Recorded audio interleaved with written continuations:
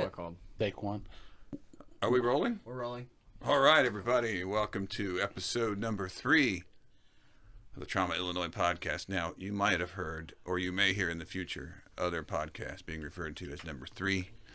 So we are counting Monty Python style until we get right. So this might be 4. Wait a second. You wanted to post bills like 8th, though. So I know. how's that going to be 3 if we're going to post it 8th? So this it's is Monty the Python actual counting. 3. 1, 2, 5, wait, 3, right. I'm This not is actually qualified 3. that. Who were our first 2 guests? The first guest was Mr. James Blum. James, the tattoo artist, Trauma Illinois tattoo yeah. artist. That's correct. And then our second guest was Daddy-O. Second and third, because we didn't do audio. We didn't record any audio on the second one. So we did it again. Yeah. So it was 2 and 3. My mic is going. But limp. actually 2, because this is actually 3. What do you do for a Exactly. what do you do for a limp mic, Bill? I don't have that mic- problem. That clip. Take this clip. My microphone is stiff. Do we have the blue? Oh, thank you. Thank you for thank you for fixing my limp mic, Garrett. All good. Does anybody have like I a spent lighter with a $18,000 bottle on opener on it?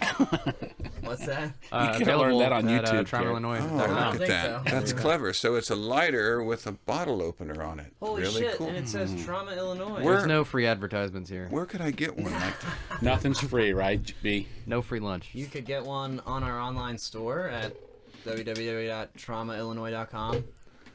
All right, and that was our first product pitch of the entire podcast. Okay. Actually, this is I'll let this one slide. We're going to be millionaires. except it's our own stuff. But anyway, Right. No, yeah. so we are here today with our esteemed guest, the guitarist extraordinaire for Trauma Illinois, Mr. Brendan, as we call him, BB Jordan. How did you get the nickname BB? It was given to me by my sister because she could not say my full name when she was very small. I thought for sure it was after the iconic BB King. Actually unrelated. That's interesting. Yeah. That's cool. I've been called BB since, my earliest memory, really. That I've been is called. easier to remember. Yeah. I was trying to remember your name. I actually did some stuff with Trauma Illinois today, and I was thinking, is it Brandon? Just put BB on there. I just finally went with BB. It's just Honestly, it's just as much my name as Brendan is, I agree. I think. Who calls you Brendan? It's really hit or miss. It's pretty 50-50 based on who it is. My parents, my family call me both What do they call you at the pizza joint? BB. Yeah, BB. And I think most of the people there don't know my actual name. Leave it like that. Yeah. That way, if they ever have to find you for reasons that you don't, There used want to be them- another employee there whose name was Brandon Ballman. So his initials were BB, and that's good. I have received his checks before. Oh, wow. And yours? Yeah, Did you give them back? I did. Yeah. So that is a mic check. Oh, BB got 2 checks. So, BB, tell me, obviously, we know a lot about you, but we're going to see what we can find out that's new today, at least for me. Okay. So, first of all, I don't know this. How did you get into playing guitar? When did you start? And how did you realize you were going to get serious with it and all that type of thing?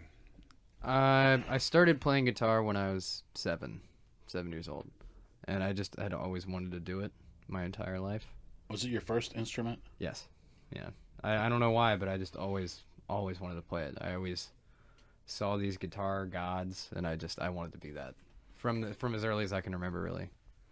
Your And now you are. Your mom, I know you are a guitar god. And if anybody's not heard him, you need to check it out because it is unbelievable. Thank you. But your mom sings, so you were introduced to music through your mom, or? Yeah. A lot of it I did on my own. A lot of the music that I listen to now, a lot of the classic rock, my parents aren't really into it. It was per my own doing. Does anybody else in your family play an instrument? My dad plays a little bit of guitar, and he was a big inspirer. I remember coming downstairs and hearing him play, like GCD, thinking that was the coolest shit ever. It's like a 6-year-old. It's like, all right. And how long did it take you to be better than your dad? Probably by the time that I was 8 or 9. 8 or 9. yeah. Sweet. He See, was what, 30 something? Yeah, I Oh guess. yeah. so this is a big stepping On your way stone, now. right, for a person when they're better, when they get to a point in life where they're better than their dad at something. Yeah, it was pretty Yeah. big. For me, it was like I was a teenager, and I got to the point where it's like, okay, he can't really play me in basketball. I mean, he was a basketball player, but, you know. And that was neither are like- you, really. Yeah, right. That was the first thing that I remember, like, okay, I can beat my dad at something. Like, I'm better than my dad at something. And it was, I don't know, 13 or something like that, maybe. I don't remember. That's a good moment. It wasn't 7, that's for sure. It wasn't 7 or 8. It was older than that. Yeah. Garrett's still waiting, but no, actually, One day. absolutely, he's better than me. Drums, I can't drum, but. When did you start on drums? 7th grade? No. Yeah, I started somewhere between. I was like in between 6th and 7th grade. And so, and we lived like 200 yards from you for years. Didn't really know. I mean, you guys might have known each other a little bit from the hood, but like I never saw you with the usual crowd that he was hanging with. It wasn't until the band came along Yeah. that you all kind of really got together, right? Yeah. Even though, and at that point we had moved from there. But yeah, we lived really close to you all for the longest time. I had been to your old house a handful of times. Okay. Might The one- got the one with the swimming lake? once or twice, right? Yeah. I was there when you busted up that party in the basement. I had to do it. That was like my yes. first real interaction with you. Ah, yes. He can be very intimidating, can't he? Oh, we were scared. Oh yeah. It's like, all right, it's time to go. That was bad. Yeah. Bye, Garrett. Uh-oh. Do you, Yeah. do you still remember that moment? Yes. What, like, describe what happened? We were all in the basement having a good time, listening to music and We were all who? lot underage of drinking. Probably, I don't remember. It was like our friends from high school. So it was like our buddy AJ, our buddy Mason, our buddy Bryce. I knew all those guys, but then these But other folks Sawyer, he started- wasn't Hunter part of was that. probably Hunter? there. Sawyer was probably there. There was a good amount of people. There. So it was just like the people you saw us with. What about the when we were hanging out in your basement a lot. Brendan? Brandon. I don't think. Guitar Did you guy. guys ever The other hang out with guitar that guy? Not anymore. Yeah, he's a capital But we D. did it on and off back then. No, some dudes started showing up that weren't the regulars. They obviously couldn't keep it under control, and I had to bust it up. Was there some okay, I don't like, blame you. drinking and weedage? Well, they or were just- like, I don't know about that. There was probably. drinking. I don't think the weed was around yet. Yeah, But they were I only don't like think we were- freshmen, you know. we Like if weren't they that had been cool yet. seniors, it'd have been different. Were you part of the scene down the basement over at Fort Mitchell when you guys used to play there when I came down because I was hot because you guys were down there doing something you shouldn't have been doing? I was not there the night that you busted everybody for smoking. Okay. Were you, G? Yep. Yeah. I remember that. I remember I that. had to go home. It was like right before spring break, and I think my parents grounded me for that spring break. For something. that? Not for that. I remember grounding you for that. No, maybe not. I thought something happened as a result. Maybe someone else got grounded. I can't really remember. I was but yeah, grounded. Yeah. That's why I wasn't there. Oh, because I that's was what it grounded. was? That's Oh, right. okay. I do remember Yeah, you yeah. being grounded. It's now. probably for grades. What were you being grounded for? Oh, it was grades. Probably. Did you not get good grades? I did okay in high school, but I was really depressed a lot of the time, to be honest with you. And it's not that I wasn't willing to do the work. I just had zero motivation, like, at all. What brought you out of that? What pulled you out of that? A couple of different things. Car accident was one of them. It brought you out of it. Well, it sent me way, way further for a time, and then ended up reverting and doing the opposite. Sort of got to hit the bottom before you go up. Is Yeah, that- that's The first car accident, right? Not the second one. yeah. No, the second one was it just added bumps, but Yeah. No major hurdles. yes, yeah. What not really. about I'd what overcome about your road to fitness? That always in my mind. No, I've known you for probably about 5 or 6, 7 years, I guess. it. Yeah. And that, from an objective standpoint, was important to you. It seemed like. Is Yeah. that true? Oh yeah, it still is. Yeah. How did that evolve? Well, I guess I was going through all that weird stuff and around high school age, just being unmotivated and not understanding my place in the world, and I thought everybody around me was so dumb, yet I was the one getting poor grades, and school just didn't seem very important to me. I don't know. I just had other ideas. I wanted to be a rock star, Right. but I guess I sort of dug around in my head, and I was trying to figure out what was making me so unhappy, and a lot of it was that I was just really self-conscious about my weight. Made me really sad, and it was Yeah. just a vicious cycle. You know how it goes. So you decided to do something about it. Yeah, I was just like, okay, well, this is actually really simple when you think about it. You just start eating well and you work out, and You get healthier, you feel better. But it wasn't like you were, 100 pounds overweight or anything like that. Yeah. You were like chubbier. Yeah. Right? I But, think I weighed 250 pounds at my heaviest. And Did you really? Oh wow! Oh, Holy I shit! didn't realize that. Wow. I Never dropped mind it down to 159. Jesus. How much? I went from 250 to 159. Okay, But so now never you weigh mind. about You did lose 100 pounds. 75. It's like You weigh 90. more than 159 now, though. No, I weigh like 175. Yeah, Rounding which is a here. perfect weight. Yeah, thanks. A little more. My goal is to be like 190, but like shredded. Hell yeah. What was that guy's name that you guys hung around who lost a ton of weight too? Remember him? Kyle. Yeah, Kyle Mintz. Kyle. Yeah. They were good He was an friends. influencer. Yeah. Certainly. Because I remember seeing him one time. You guys were back, I think, in your backyard or somewhere over there playing paintball. You used to do. Oh yeah. Maybe yeah. not paintball. Airsoft. Airsoft. Airsoft, Yeah. yeah. We used to play airsoft. And he was huge. And then I saw him 6 months later, and I was like, "Oh my God, it's not the same person." Yeah. He literally lost. He lost all of the weight in a period of 6 months. Like it was so fast. I couldn't even believe it. It melted off of Yeah. him. Right. He was Literally. your guys' protege though, right? You hung around with that guy. Yes. Yeah. little bit, Yeah. He's also the one that got us into pot. Yeah. That's also true. Thanks, Kyle. You rock, man. Funny enough. Yeah. I mean, sort of like, he was never like, come on, we gotta go smoke weed. We were like all somewhat interested in it. Right. And he Yeah, brought it yeah. over one day, and we were like, oh, well, okay. If you're gonna do it in your experience, and like, all right, sure, dude. That's interesting. Hope you're listening. Yes, Kyle. that's something new I didn't know. Well, What do you remember the first time you smoked pot? I was maybe? like, Kyle. yes, I do. No, you don't. Oh yeah, I definitely. All right, do. let's hear about It was it. a fantastic evening. I was with a friend I of was mine. at Kyle's house. That was the second time. The first time I was actually at my own house, my parents' house, and they were not home. Oh, It's okay. man. I've since told them the story. They're aware. But I was with a buddy of mine named, and he came over, and he had just recently become quite the little stoner. We shouldn't No, say we that. shouldn't Yeah, say I'm not last gonna- names. Oh, yeah. All right. Yeah. Okay. Anyway. Moving on. This said guy, whatever his name is, he comes over, and he was a good friend of mine at the time. And he's got this little rig where it's like the Gatorade bottle, but there's no water in it. It's just you pack it and you know whatever. Like a makeshift bong. Yeah, just out the guest bedroom back window under the backyard. I had no idea what to expect. I was almost expecting nothing to happen. I didn't realize like what drugs did, because I had never been drunk before. Didn't you go to class and learn about that at high school? I mean, I was a No, he didn't freshman. pay any attention. Oh, you're Yeah. freshman, right? I was a freshman in high school. I didn't know anything about anything. And then I stood up, and it was like, Strawberry fields forever. what is going on? What is this? And then I ate like a whole tub of ice cream. Performed extremely well in video games. Really Yeah. interesting. Watched a Disney Pixar Cars. It's a great movie. What? Do you remember watching that movie right after the first time you got high? Yes. That's funny. I thought it was crazy. What about your music playing? Did you notice any difference in your ability to jam?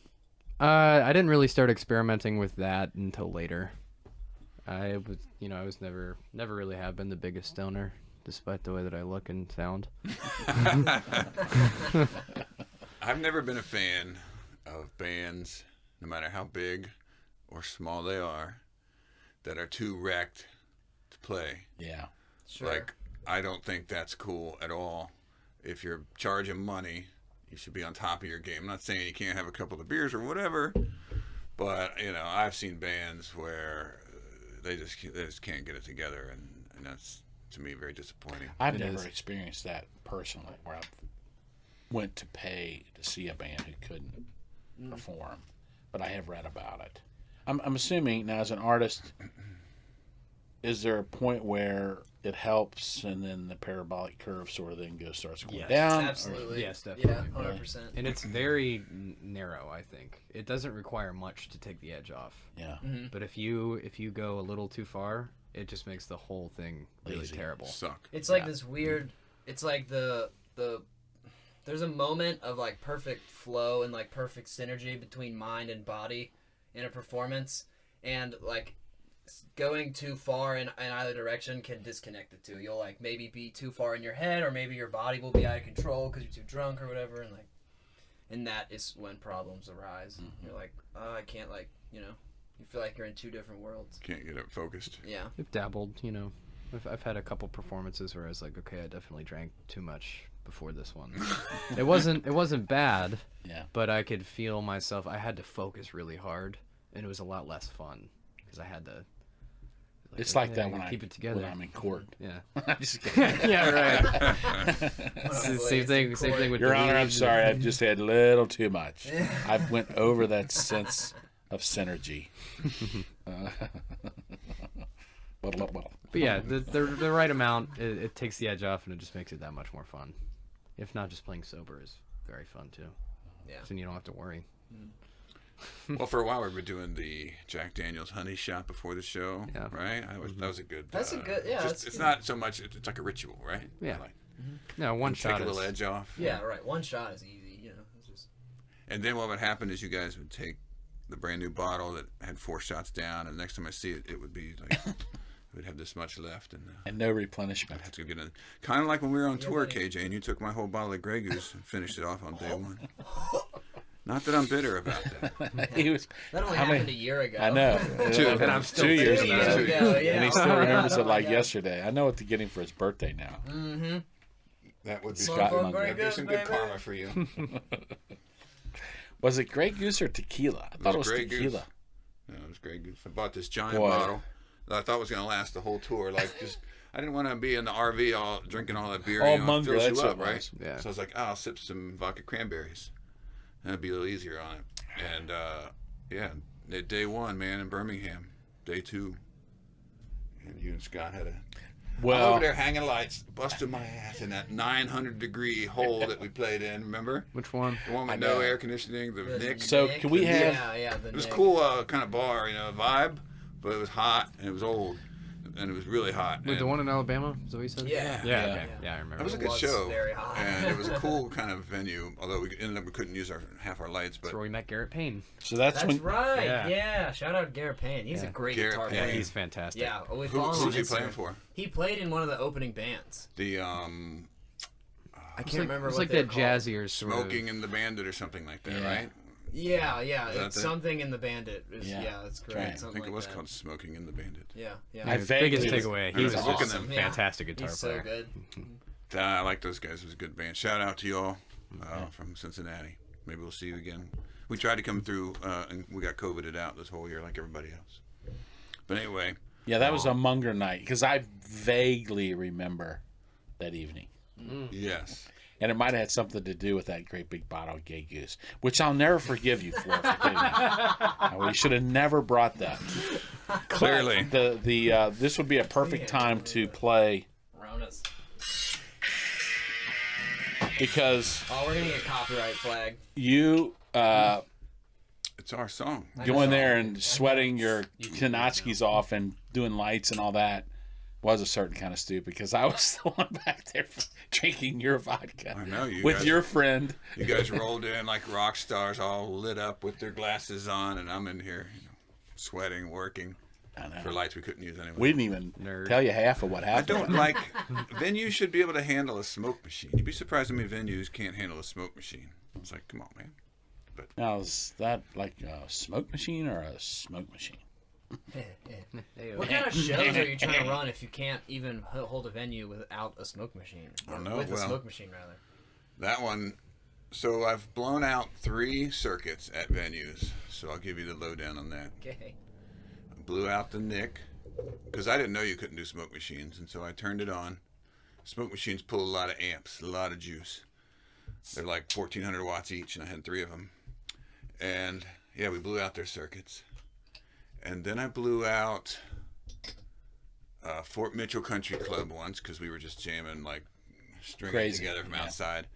And then the one that was really kind of funny, and I only had a spotlight. I didn't have a smoke machine. I had a spotlight. I was going to do a little extra advertising when you guys played Cripple Creek.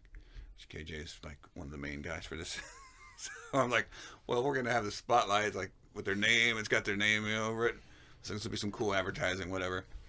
Name brand recognition. And so I turn the thing on, and like 1 second later, I see the whole stage go, doo, and my light, and I'm like, looking around. I pack it up real discreet, like, and head out to my car. Somebody like, should fix that. It took them like 5 or 10 minutes to get everything back up. And I do remember that. I didn't say a word. The Like, uh-oh. And did I just ruin Cripple Creek? Oh, no. Thankfully, no, but yeah. So, it's my adventures as the light guy. Yeah. Lesson learned. Very interesting. Yeah, I like putting on a show, though, you know? Like, whatever you're going to do, it should be something memorable. And I just think the lights, especially if you're going to be a rock band, just adds a lot, I think, to the show. Yeah, absolutely. What do you think? What do you think your best? How many shows have you played, BB? I don't know. 50 to 100, At least. maybe 150. Yeah. Is there one show that stands out? We actually Man, that we was touched an on awesome this show. a couple weeks ago. Yeah, on your podcast. We're going to do it again? About that. I think the consensus was Bunbury. Even though it was just an acoustic set, just the whole experience was so much fun. It was one of the happiest days we've ever had. Yeah. It was really great. It was a fun day. Yeah. Is it because of Bunbury is, you know, it's such a big show, you got to be a part of it, backstage, all that stuff? Yes. Like that whole experience, It right? was also really The whole wonderful. production. You know, I'm not really accustomed to having people just flock to the stage that we didn't invite there, that we don't know, and them staying and Right. smiling and liking it. Because I'm so used to, you know, we have to, you know, work our asses off for a month or two selling tickets, and we pretty much know every face we see when they show up to the show. But something about seeing all these people that we didn't know that just showed up was awesome. Yep. Yeah, that was really It's, cool. it's magic. That was going to be a great show this year. I know. I think the show, because I've seen you play 100 times as well. And, the show that sticks out is the Floribama for me. That was I thought was a pretty cool show, even though it was Oh, okay. an Yeah. acoustic set. Mm-hmm. You still killed it that night. That as a wasn't band. acoustic. Yeah, it was. It was. Yeah, it was. Because we were in that little Oh, bar. I'm thinking of It was the first Key time. West. I'm thinking of that Key West. Oh, That was a cool Floribama. show too. Right. That was acoustic. But I think that was the first time I had heard you really get into the harmonies of, because it took a while for you to get comfortable with harmonizing vocals. Definitely. Yeah. I thought that was my memory is the first time that I really, man, that really sounded good. How do you feel about that? The harmonizing? Do you think that's? It's one of my favorite jobs. I like it almost as much as playing guitar. Yeah, it's really. I really good I stuff. love vocal harmonies. Yeah, I love them. it's the best. Hey, Max. What's up, Hey, man? we got a Come special on in. guest. Special guest. Join the gallery. Oh. Oh, okay. Is there one that sticks out that was the worst show? Worst show? Oh, yeah. There have been quite a few shows that I thought did not go well, but I have a hard time remembering those. Oh, 'cause I can remember all of those. Oh, okay. That's good to What's a know. really bad one. I'm trying. The Woodward. Woodward? Well, I don't think they're Well, musically, the maybe playing not. was Musically, bad, it but wasn't that was bad. But when you're the, you know, as I guess I'll call myself the promoter for that one. You know, the turnout was not what we had hoped. Oh, And that's right. a big venue. Right, Yeah. right. I think that does fall on your shoulders. I don't think Yeah. Well, when you go out and you think you're going to have a big night and you buy catering for the warm-up band because, like, yeah, this is going to be awesome, and then, you know, the warm-up band outdraws you.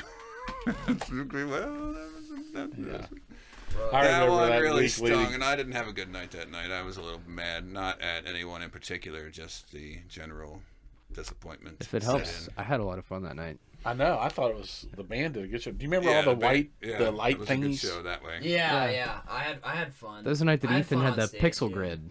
Right. He did right. the pixel grid behind us. Yeah. It was pretty neat. Oh, that's right. But these, you know, so here's the thing, everybody. When you're a local band and you're starting out, and you're trying to get, you know, to the next level, whatever that might be, we're trying to get to the point where it's not just, you know, girlfriends and homies coming to the show, or these guys are past that. And you get to say the next level, you know, you're playing a bigger festival or something like that, or you're playing in front of more people at a bigger show. So, you really want to get to that point, right, where you have a crowd full of engaged people, and you put a lot of effort when you're starting out into getting that to happen. And when you put in all that effort, it doesn't necessarily mean that you're going to get the result you want. So those nights stick out to me. It's only happened a couple, thankfully. Like, we haven't had too many of those where we think we're going to get X and we get far less. But, yes, those are disappointing. Those are memories. For me, I'm one of those, if I was a poker player, I would be a bad beat guy. Like, you remember... you don't remember the big wins. You remember the bad beats. Yeah. I see. That's just maybe my personality. I don't know, but, yeah, so... But there's also some standout shows where I thought, like, it just, even if it wasn't the biggest crowd, just the reaction of the crowd or how people got into it, those stand out too, a couple of them. I thought Cripple Creek had a really great reaction. Yeah, I thought that was a good one. That was a great crowd. Everybody there was. There was one you guys receptive. did. We did the, the band battle at Pirates Den. Like, it wasn't the final show. That one didn't go that great. But the one before it, like, I thought we really got people. Like, they really liked it. That kind of thing. Because I'm always watching. Like, I don't really watch you guys as much anymore. Like, I watch the crowd to see, how engaged are they into it. What songs, I wonder? That's what I want to know is what songs are making people's heads turn. Yes. Yeah, or right. what And, like, moments in the song or moments in the show. Right. Making them stick around and go, oh, what's that? So I pay a lot of attention to that when you guys play. I thought the Mad Frog show was surprisingly, I was a little taken aback about how good the response was there. There were some people in that audience that weren't. Which Mad Frog? Was that at the Battle of the Bands that we did when we were in high school? No, Or the it one that was we did the last recent one. later? Yeah, the last one. There were a lot of acid players there. I mean, didn't you remember how many drugs were going on at that? All the people hanging out in the back, and then That's you guys Mad started Frog. playing. Yeah. I mean, Do you remember that? Oh man, I remember all not those. I was like so captivated by the drummer of the other band. I didn't really pay attention. Oh, was that the Sean yeah. Peace Band night? That Those was guys Sean were Peace really band. good, yeah. And Yeah. he had 2 hired guns with him, and Jesus, they were so They were good. both They were just monsters. Absolutely amazing. Yes, it definitely stood out. I remember those guys. Yeah. That's like one of the Shout only out to bands. the Sean Peace Band. That's like one of the only bands I've ever seen live where the bass player was the most captivating member. Yeah, right. In my opinion, I just could not take my eyes off that guy. Yeah. He's just amazing. But I thought you guys did a good show that night. I don't remember. Yeah, I don't Like, I remember watching the other band. I don't remember how we played or like how we sounded. But I believe you. I think the audience was engaged. You guys had them out there singing a couple songs. I can't remember which one. Oh, I think Hate You. You guys played Hate You that night. Did we? I think so. Do you remember, BB? To be honest, that doesn't sound right. Maybe not. That late in our I could be career, wrong. later end. I don't know. I feel like we hung that one up pretty early. Can I have another Labatt Blue, please? You have this Trauma Illinois lighter bottle opener. Trauma Illinois lighter. Oh, really? It's a lighter? Oh, Yeah, Fill it the has a lamp. bottle opener. oh, look at that. It has a bottle opener. Yep. Fancy. Look at that. Oh, it even works. Oh, Here, you can have the Look opener. how definitely nervous- preferable to Yeah. when Look it how doesn't nervous work. BB is getting out this naked commercialism. Yeah. I'll just quote Metallica when they've So been funny. accused of selling out. They say, yes, you're right. We sell out every night. It's our own lighter. It's not doesn't count. But anyway, so let's talk about St. Agnes. Yes. what's St. Agnes. It's an album and a song by Metallica. Okay. It has to be the absolute worst snare drum tone I've ever heard in my entire It is life. unforgiving. It's absolutely. Is it new? horrible. No, To it's now. from like 2004 Oh.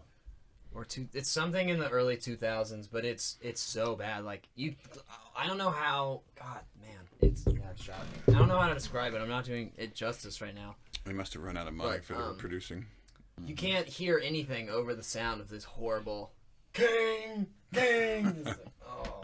I was never a huge Metallica fan. I saw him play once, opening Monsters of Rock for Van Halen and Scorpions. They opened. Oh, It was Doc. I remember, I was Indiana Hoosier Doom. It was Dokken. It was Metallica. Then it was Scorpions. Then it was Van Halen with Sammy Hagar on their second album. Like 1988ish. Huge album. OU812. Damn. And it was a great show, but I was way in the back. I would have liked to have been there. That would be sweet to go. What was to. Oh my Dokken God. like? Yeah. Well, Dokken had this guy George Lynch. He was just I mean, I know George Lynch. Legendary guitar player. He's still around. I think he's He's, got a Lynch Mob band or something like that. They are called the Lynch Mob. Yeah. And he's known for his use of the harmonic minor scale. He has one of the most. Oh, that's cool. His sound is like Halloween sound. Yeah, Like he's got yeah. that guitar playing to where it sounds like Halloween music. Cool. Just about every time he plays, it's really cool. Yeah, so that guy is legendary. And then, Dawkin, he was a good singer. I mean, they were a good band. I wouldn't say they ever made it to A level, but they were a step below that back in the day. So, I had a couple guys, of CDs, records, cassettes, whatever it was in the 80s. Yeah. Do you research musicians much, BB? Yes. Yeah. I do. Like on YouTube, or do you just read about them, or both, or? Just whatever platform happens to come up whenever I Google their name. Usually. Is there anybody recent that sparked your interest? Let's see. Recently, I've been doing a lot of looking on Dan Auerbach. I think he is with awesome. Black Keys yeah. and the Arcs. I saw him at the Ryland with his new band. It's called. He does a little side show. Yeah. Side act. It wasn't the Arcs, was it? Yeah. It was. Oh, the Arcs? okay. It was Yeah. the Arcs. That's Okay. awesome. I thought there was a new gem. You Yeah, know, I was the, like, you know, is he a you know the fan? Ryland. It's that smaller venue in Nashville. Like RYLAN. Like the theater. Yeah, the theater. The really old one. Yeah, everybody sits down. Yeah, Yeah, it's they used to have. Well, maybe they still do the Grand Ole Opry in there, but it's right down. 1 block away from the main drag. It's not a super big. I've got it all. Area. I recorded it all on my phone because it was unbelievable. If you ever want to watch it, it's really cool. Please, yes. Yeah, Yeah, that would be I'll so stick it cool. on my Dropbox so you can watch it. Yes. Usually, when I research these musicians, it's like 30% of it is the music. I'm curious about their music, but most of it is I'm wondering how they went about their career, Yeah. and I'm wondering what they had to do to achieve the success and the level that they're at, given the music that they're playing. So usually it's very similar. What's the types of common denominator in your mind? A lot of playing out. That's what most of these people say, is you just got to get really good and you got to play all the time. And if you're good enough, people will take notice. Yeah. And they'll remember you. So that's an interesting point because I look at, any given band, any given song that you hear on the radio or whatever, or it becomes popular, radio's kind of dead these days, but streaming, it's not hard to play these songs, right? If you're a musician, most of them. So what constitutes being good? Because like anybody can play most of these songs if you've got any skills, right, whatsoever. Mm-hmm. Any given song. So what constitutes being good? What do you got to do to be good at something that's, fairly easy to play for someone who's practiced? I think the get-go? it's a lot of it comes down to just being a good writer. When You're you talking can, about the songwriting? yes, when you I can. mean more like in concert, if you're playing out Oh, okay. and, what is it that attracts an audience when the actual music that you're playing isn't that difficult to play? Like anybody could play it if they play any guitar, right? But Oh, probably just something that's easy to get into, something that's agreeable. Because most danceability. people who are going to be at, let's say, a festival where they're experiencing bands that they've never heard before are going to be fucked up. And, they just want something they can easily be like, yeah, I can get into this. Maybe they play one song they really like, and they're like, oh, okay, I want to remember these guys, whoever. And it's that easy, really. You got to be likable. come down to Yeah. one particular song and Yeah, maybe it's just one song that does it for somebody, or just the overall or the vibe. vibe. Yeah, I got this when we saw Royal Blood a couple years ago at Bunbury, and they just had a neat vibe about them. It was just two people, right? But I don't know. It's just you wanted to watch them for some reason before they even started playing. Like That's part of the draw. You for wanted to them. watch him.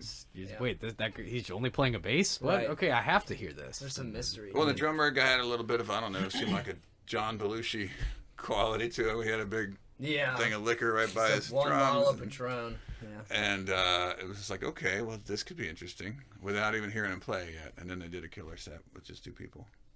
Yeah. So I just, that sticks out. I've been, the other one that stuck out from Bunbury, and I'm not even that big into the rap or anything, but I think it was the first year I volunteered. It was where I really started to understand, why rap is so popular. Because as someone, a kid from the '80s, like that, this doesn't make sense to me, a little cultural gap thing. But Wiz Khalifa came out, and I was like, wow, this guy is a rock star. I mean, just the vibe was there. Mm-hmm. And the funny thing is, a lot of rock bands today don't have the rock star vibe. It's the rappers. Mm-hmm. So it's like it's hard to describe. But after that show, I was like, I get it. I get why the rap is popular. That's this vibe they're giving off, and a lot of them do. Different. That's one thing that I really want us as a group to work on, is to have those balls that like those guys have.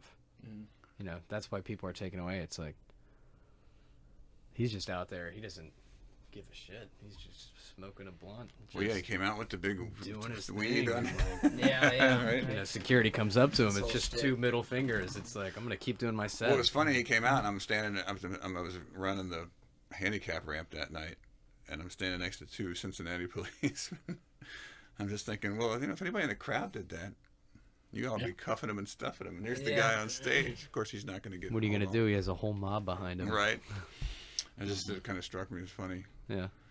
But that's how he came out. And I was like, wow, that's quite Then a you look at impression. a guy like Tyler Childers, who I saw play twice down at Whispering Beard 2 years in a row in front of, one time, the first time, 20 people. Barely anybody. Yeah. And then the next time there was maybe 50 to 100 people.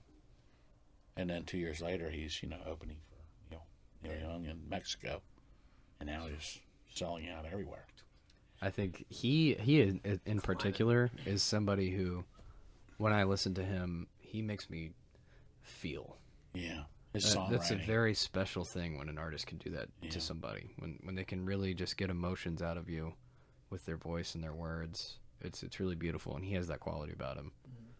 And I think that's why he was so successful so quick.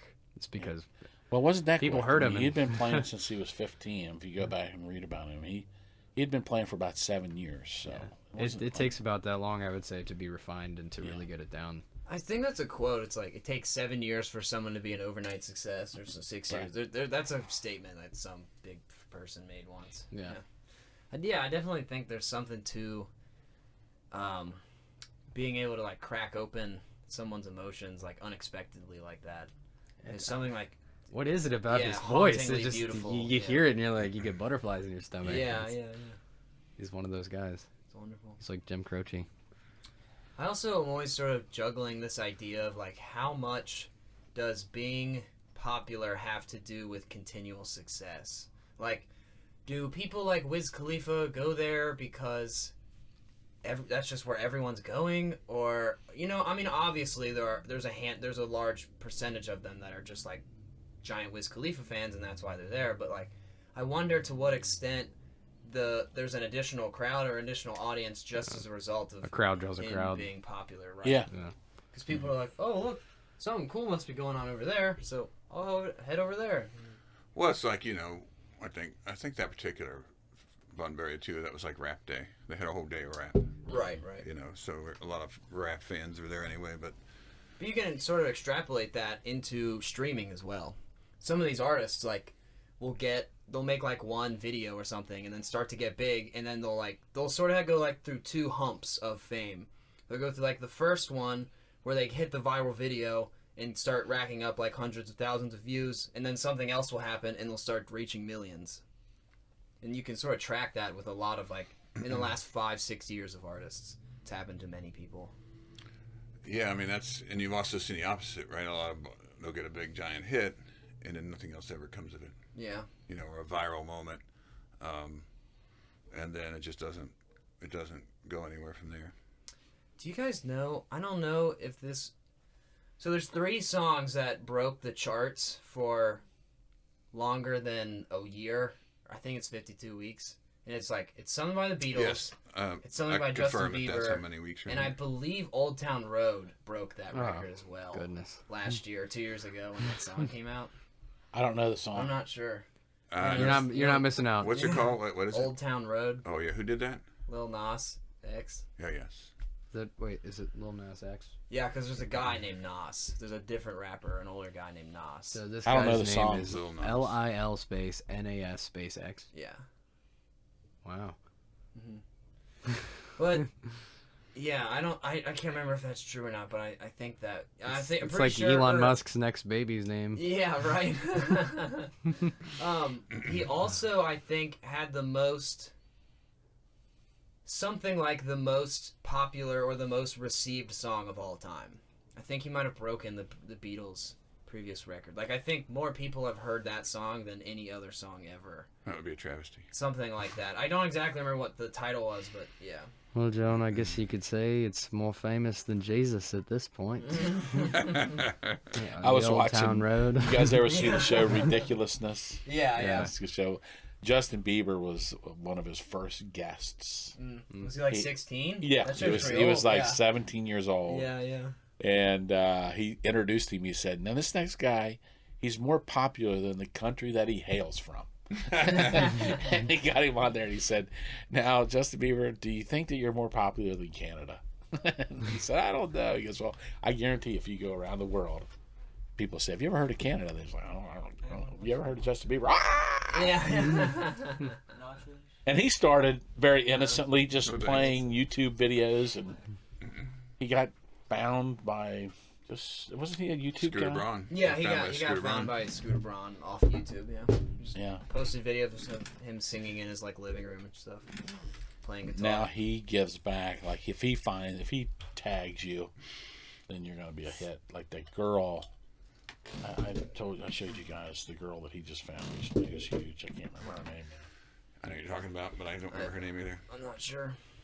I'll think of it. But in a yeah, moment. the especially recently, it feels like once someone receives an endorsement from someone else in any way, like they just automatically gain like Yeah. huge amounts of followers and stuff. Like it happens to like everyone that goes on Joe Rogan that's relatively unknown always walks away with like a certain like large interval increase of fans and consistent listeners and stuff like that. So it's but it's a form of, and this is what I was talking about with Bill the other day. It's a form of social proof. Question is, how important is it? You know, if someone sees you on Joe Rogan, well, the average person can't be on Joe Rogan, so you must be something special. Now I'm gonna go look you up, Yeah. right? yeah, yeah. But at the end of the day, okay, you get that exposure, and then you get looked up, or you play a Bunbury, right? And then it's like, oh, that's. And you guys remember when you did the announcement last year? Like, you got a lot of comments about, like, you know, haven't been invited to this major festival, Yeah. and it was automatic, like, oh, wait a minute, you know, they must be something. Same, you were the same thing you were the day before, but now all of a sudden you've got some proof. But how important is that? I think it's an interesting thing to think about. People are lazy. You have They to want do to be. something with They it, want to though. see somebody that's been socially vetted, and the more vetting processes that you go through. And we are in a musically illiterate town. No offense to Cincinnati. Yeah, I think that's what Bill Donabedian said. Yeah. But you don't really have people in this town like seeking new music and up and coming music. It's just not the case. It is I harder. don't know if I necessarily believe that because Walk the Moon made it out, Yeah, I mean, and like I would consider bands Columbus do. relatively in the same sphere. I would probably put them a little higher in the musical literacy rate than Cincinnati, but once again, 21 Pilots made it out, and like They have a stronger rock community in Columbus, I would say. wow, Is that an hour? no, it's 3:15. I have to get going here soon. Oh, we should wrap it up in a few. yeah, Yeah, what were we talking about? Musical Cincinnati. literacy. Literacy. Yeah, I just don't We're know gonna if edit this part out, if I right? necessarily agree. Well, with you that. don't really you don't have people like walking into clubs not knowing who it is that's playing. Yeah, that night, like you do in But other I don't. cities. But I don't consider that the only metric of musical Yeah, it's not the only illiteracy. one. Yeah, I don't think that people aren't really seeking new music in Cincinnati. That's my only point. Yeah, but I Not don't think really. that's atypical of I most I don't think it's cities. I don't atypical know. either. I Yeah. think, I like- think it's pretty normal. Yeah. There's not a lot of. There's not a There's lot Austin, of there's quality Nashville. bands. Like we don't like have 4 a or scene 5. like Nashville. Totally. Yeah. Yeah, there is. I mean, in other So, cities, Yeah, there's not. Gonna there be is a people- cadre of people, right, who are going to show up and expect to see something new and interesting. And that's what they're there for. It's like a built-in crowd of whisperers, of early adopters.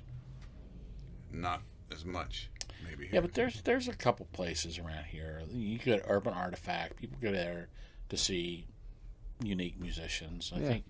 I I think you have to do something unique and Right. interesting. Yeah. Like that. What's the local all-girl band? What's her name? They've made it a little bit now. Leggy? Leggy, yeah. I think they have one guy in the band. I think Oh, it's do two they? girls and a guy. Yeah. Well, I never noticed him. I could be wrong, but I think it's just. Yeah. I think you're right now, though. I think I do remember. He's I think he's the bass player, or maybe I think he's the bass player.